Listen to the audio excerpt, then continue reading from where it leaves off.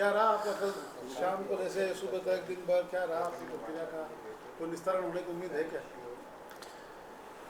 जैसे देखिए, कल मैं वहाँ गया था जैसे वीर तेजा मंदिर में,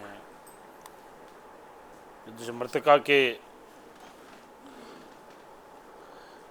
उनके हस्बैंड और उनका बेटे और जो परिजन है उनके साथ में हमने बैठ के दूसरे समाज के मौजूद लोगों के साथ में बैठकर हमने वार्ता की।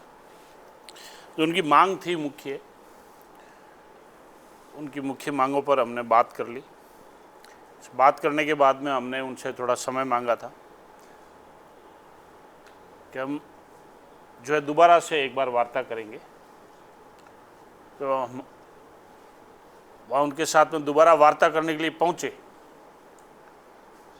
बहुत ही सकारात्मक जैसे माहौल में बात हुई, लेकिन इस घटनाक्रम में ये जैसे मुझे ऐसा आभास हो रहा है कि कुछ लोग जो मृतका है, जैसे जिस प्रकार से जघन्य हत्याकांड हुआ है उस परिवार के साथ में न्याय नहीं करना चाहते और वो न्याय लेना ही नहीं चाहते। मैंने उनसे एक चीज़ का सवाल जवाब किया कि मुझे आप एक चीज़ बताइए कि आप ऐसा मृतका के साथ में और मृतका के परिवार के साथ में ये अन्याय क्यों कर रहे हो कि आपकी यदि डेड बॉडी है उसका पोस्टमार्टम क्यों नहीं करवा रहे? आपके पोस्टमार्टम जो करवाने के फ़ायदे क्या है या नहीं करवाने के नुकसान क्या है, मुझे बता दीजिए। जब उस डेड बॉडी का पोस्टमार्टम होगा तो ही तो कोर्ट के अंदर एविडेंस के रूप में जाएगा, और कोर्ट में हमेशा ही जो केस लड़ा जाएगा वो एविडेंस के मार्फत ही लड़ा जाएगा। आज ऐसा 27 तारीख से घटनाक्रम है, आज ऐसा 6 तारीख हो गया। मैं समझ रहा हूँ कि इस घटनाक्रम से पूरा जाट समाज इस घटनाक्रम की बहुत ही बोलना चाहिए निंदा कर रहा है ऐसा, परंतु जब बोलना चाहिए मृतका के परिजन ही न्याय नहीं लेना चाह रहे हैं, वो पुलिस के सामने आए, पुलिस को भी जवाब दे। सरकार की तरफ से चारों दरवाजे खुले, जो सरकार की तरफ से उनको मदद चाहिए, जिस एजेंसी से वो जांच करवाना चाहे, हर एंगल पे बोलना चाहिए सरकार का सकारात्मक रूप से रुक रहा है। और मैंने खुद ने वार्ता की है, इसलिए मैं इस बात का साक्षी हूँ कि जिस प्रकार का घटनाक्रम है हमें भी बहुत खेद है, बहुत दुख है, बहुत तकलीफ है। एक बोलते मानव शरीर के 6-6 टुकड़े करके और उसको जैसे गहरे गड्ढे में दफनाना, ये बात तो साबित है कि इस घटनाक्रम में बोलना चाहिए अनीता को बहुत ही दुर्दांत तरीके से मारा गया। अपराधी एक भी नहीं बचेगा। और मैं आपको पूरे विश्वास के साथ कह सकता हूँ, जोधपुर जो पुलिस कमिश्नरेट है वो पूर्ण रूप से और तत्परता से जैसे कार्रवाइयाँ कर रही है, और यदि परिवार सहयोग करेगा तो मैं आपको विश्वास के साथ कह सकता हूँ बहुत जल्दी इस घटनाक्रम में जितने भी आरोपी हैं या इस घटनाक्रम में जितने भी जो संलिप्त आदमी है वो सारे के सारे सलाखों के पीछे रहेंगे। परिवार तो हनुमान परिवार से न्याय लेने के लिए जा रहा है, उन्हीं पे उम्मीद है, उनका यही कहना है। क्योंकि उम्मीद हमारे वहीं पे टिकी है, सरकार को उम्मीद ही नहीं है। देखिए, मैं आपके इस वक्तव्य पे जैसे मैं कोई प्रतिक्रिया नहीं देना चाहूँगा, लेकिन सरकार के सारे दरवाजे खुले हैं। सरकार हर स्तर पर आपने पुलिस इंस्पेक्टर को हटाने के बाद तो सहमति बनी, आपकी सीबीआई पे सहमति बनी, फिर बाद में क्या ऐसी मांग आ गई जिसकी वजह से गतिरोध आया है? अब देखिए, यदि मैं आपको एक ही चीज़ कहना चाहूँगा कि यदि हमारी सहमति बनी नहीं बनी वो हमारा एक बोलना चाहिए वार्ता का हिस्सा था, लेकिन मैं वहाँ पर बोलना चाहिए साक्षात 3 बजे से लेके और यदि से कल मैं वहाँ पर बोलना चाहिए 10-11 बजे तक रहा। और मैंने पूरी वार्तालाप की और उस ऐसा वार्तालाप के अंदर ये जैसे मुझे ऐसा लगा है कि कुछ एक दो लोग जो ऐसे होंगे जो समाज शायद विरोधी होंगे या उस परिवार को न्याय नहीं दिलाना चाहते होंगे, या हो सकता है कि कुछ जो इस घटनाक्रम में इन्वॉल्वमेंट है, हो सकता है उनके साथ उनकी कोई बातचीत चल रही होगी। तो पुलिस बहुत जल्दी ही इस सारे घटनाक्रम का पर्दाफाश कर देगी। कुछ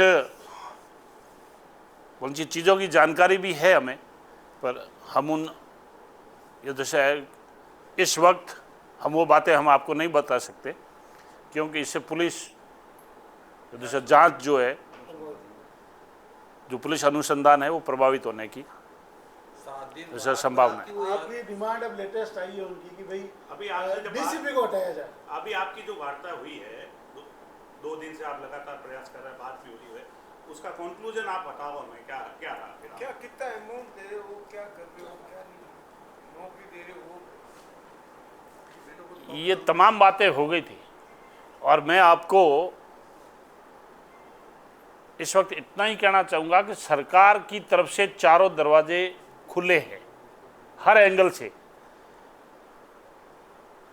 जब परिवार के और मृतका के परिजन ही इसमें सहयोग करेंगे तो ही तो सरकार अपना अगला कदम यदि से आगे बढ़ाएगी। कौन लोग हैं जो इसमें अटल बने हुए हैं? मैं उन लोगों के बारे में बहुत अच्छे तरीके से तो नहीं जानता, लेकिन हाँ इतनी जानकारी जरूर है, सिर्फ अपवाद के रूप में एक या दो लोग ऐसे हैं जो ये नहीं चाहते कि इस ऐसे घटनाक्रम का पर्दाफाश हो और जो आरोपी हो, अपराधी हो या संलिप्त तो हो, वो बोलो जी सलाखों के पीछे पहुंचे। जनप्रतिनिधि एक बड़ा नाम बेराम सिंह, वो खुद जाता है और वो कहते हैं हमें इन पर भरोसा नहीं है, किसी और जगह जाके हम दूसरी जगह जाके न्याय को भरोसा नहीं। ये नाराज भी हो क्या मतलब? वो कह रहे हैं हमसे बात नहीं हुई, समाज के लोग बैठे थे, एक बड़ा जनप्रतिनिधि आप। मैं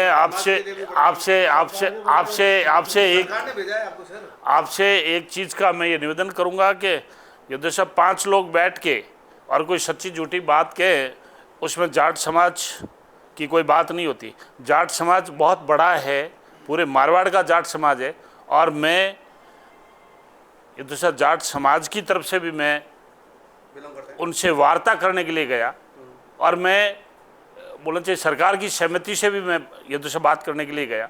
लेकिन मैं आपको इतना ही कहना चाहूँगा कि बोलना चाहिए सुपात्र को सब कुछ दिया जा सकता है, लेकिन कुपात्र को क्या दे सकता है? सर 7 दिन बाद सरकार ऐसे संवेदनशील मुद्दे पर 7 दिन बाद जागी है। 6 टुकड़ों में किसी महिला को काट दिया जाता है और फिर उसको लेकर 7 दिन तक सरकार नहीं बोलती, जबकि हिंदू की रक्षा करने का वादा करती है। कन्हैयालाल जैसे उससे भी दुर्दांत हत्या हुई है, 7 दिन बाद सरकार जागी है। आपसे मैं एक चीज़ का निवेदन कर दूं, इस घटनाक्रम के तुरंत बाद ऐसा पुलिस अपने एक्शन में और पुलिस अपनी कार्रवाई के अंदर उसी दिन लग गई थी, और आप ये कह रहे हो कि सरकार 7 दिन के बाद युद्ध से उठी है। मैं इस आपके वक्तव्य से युद्ध से व्यक्तिगत रूप से भी मैं सहमत नहीं हूँ, क्योंकि जिस दिन यह घटनाक्रम हुआ तुरंत ही उसके बाद में पुलिस कार्रवाई, पुलिस कमिश्नरेट जोधपुर ने तुरंत कार्रवाइयाँ शुरू कर दी थी। अब हर एक पुलिस की कार्रवाई को मैं सार्वजनिक भी नहीं कर सकता,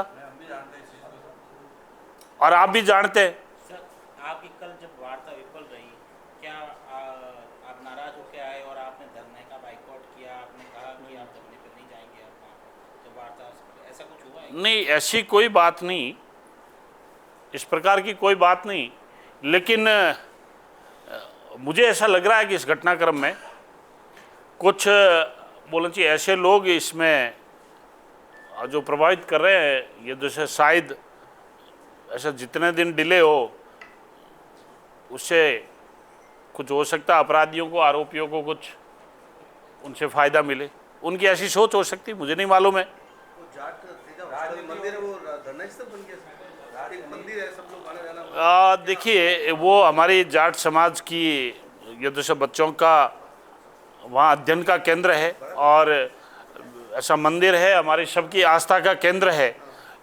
और ऊपर हमारा दीपावली फेस्टिवल भी आप और हम ऐसा सब जानते हैं। वहाँ ऐसा कोई धरना जैसी कोई ऐसा बात नहीं थी।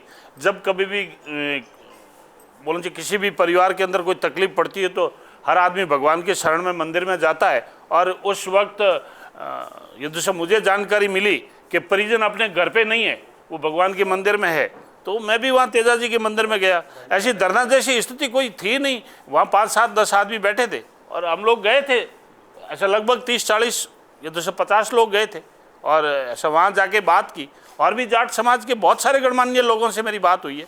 इसलिए मैं आपको इतना ही कहना चाहता हूँ और बोलूँ जी आपके माध्यम से, आपके चैनल के माध्यम से, और ये लोकतंत्र का चौथा स्तंभ है, इसके माध्यम से मैं तो इतना ही कहना चाहूँगा कि सरकार के चारों दरवाजे खुले हैं। 4 दरवाजे कौन से वो तो बताओ। अच्छा, वार्तालाप के वो जिस एंगल से भी बात करना चाहे, लेकिन वो अपनी ओर से जो मृतका के परिजन है वो तो उनको आपने उनको पोस्टमार्टम कहा तो उन्होंने आपको क्या जवाब दिया? आप लगता है वो कोई दबाव में है क्या? परिजन किसी प्रकार के दबाव में है क्या? कुछ जवाब तो दिया होगा। ये तो आपको परिजन से ही पूछना पड़ेगा कि वो दबाव में है या नहीं है। वो परिजन जो है दबाव में है। आपको क्या लगा? आपसे बात करते हुए कैसे थे? सहज थे या किसी प्रकार का कोई प्रेशर था या कोई याद किए हुई चीजें थी या किस तरीके से? अब मुझे ऐसा लग रहा है, ये जो सब मेरा जो बोलने व्यक्तिगत आंकलन है, ऐसा शायद वो गुमराह है या गुमराह किए जा रहे हैं, इसके बारे में मैं अपनी ओर से तो ये दूसरा नहीं कह सकता। लेकिन जब मैंने उनको ये चीज़ कही कि कोर्ट के अंदर जो चीज़ें चलेगी, पोस्टमार्टम आप कराओगे तो एविडेंस कलेक्ट होगा। और ये आप और हम सब लोग जानते हैं कि किसी भी घटनाक्रम का पोस्टमार्टम बहुत ज़रूरी हिस्सा होता है। यदि पोस्टमार्टम ही आपका सही समय पे नहीं होगा तो कोर्ट और पुलिस एविडेंस कैसे इकट्ठे करेगी?